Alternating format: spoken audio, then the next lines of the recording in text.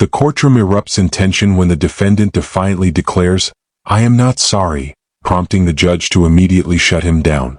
What follows is an emotional recounting of a night the judge calls the worst case she has seen in 19 years, a horrifying story involving a mother, her children, a 911 call capturing their terror, and acts of cruelty so disturbing that the judge says the evidence will haunt her for life. I am not sorry for something I didn't do, and I am not sorry for the things I did do. Mr. O'Neill, Alright. listen, stop right, stop, Alright. listen to me. You're not gonna raise your voice again. I'm You're not going to raise my voice again. I'm not. I will have you removed from this courtroom. I can sentence you without you being present. Yes, ma'am. You don't conduct I yourself. understand, young. Thank you.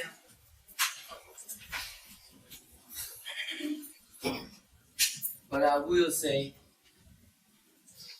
I'm sorry for your loss. 19 years I've been at this job. I've seen human beings killed at the hands of others in every way imaginable. You name it, I've seen it. Shootings, stabbings, drownings, suffocatings, blown apart by cars in DUI manslaughter cases. Horrible things. This is the worst case I've ever seen as far as the facts go.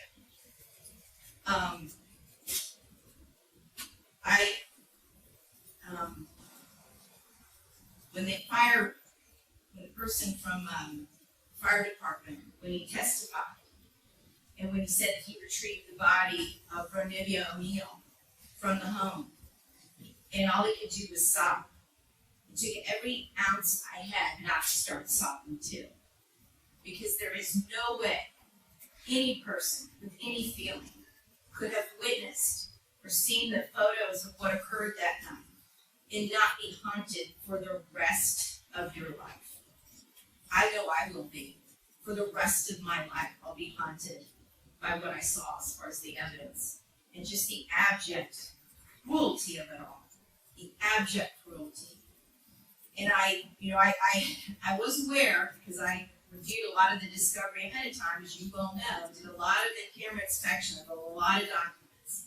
And I was aware there was some evidence, at least, that when you needed to recover from your gunshot wound, that neither your parents nor your Aisha, Ms. Robinson, would let you come recover at their home. I don't know if it's true or not. I'm not going to get into a dispute. I'm just mentioning there was some evidence referencing that in the records.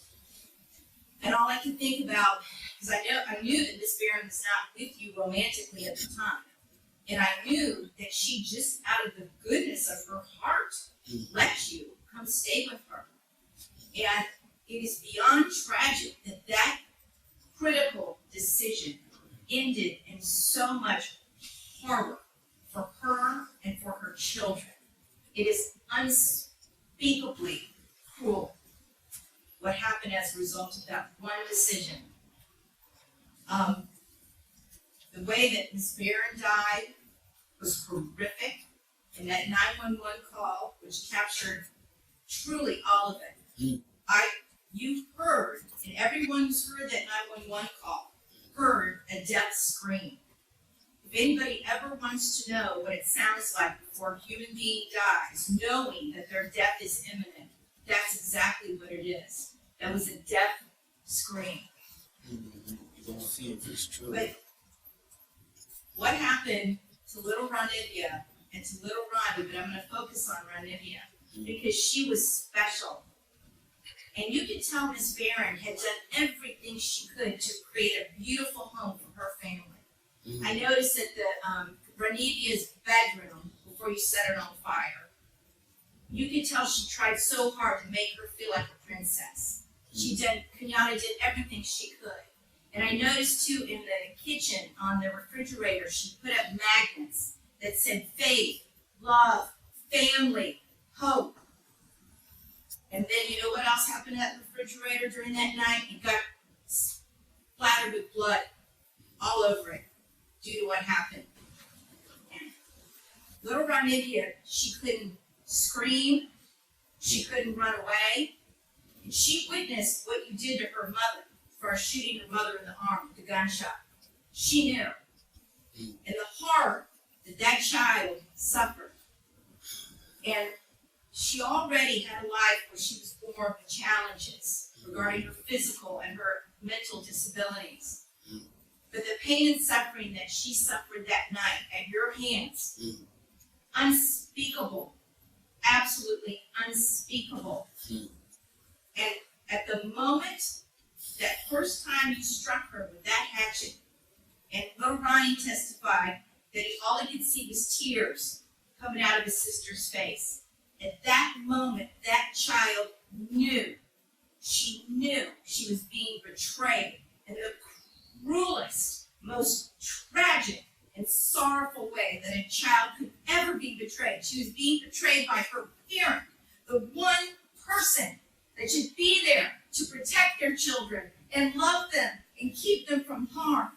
And that was the last thing that child felt before she passed on from this earth, was your utter, cruel betrayal to her.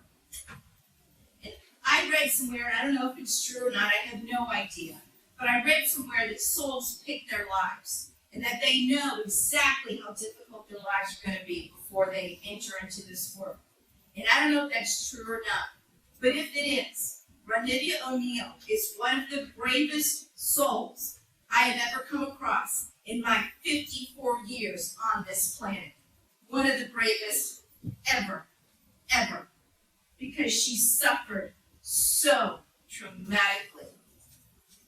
As the hearing reaches its most emotional point, the judge describes the devastating final moments suffered by the family, especially a young child who, according to the testimony discussed in court, could only cry as the violence unfolded. The defendant's refusal to express remorse stands in chilling contrast to the judge's words about betrayal, suffering, and unimaginable loss.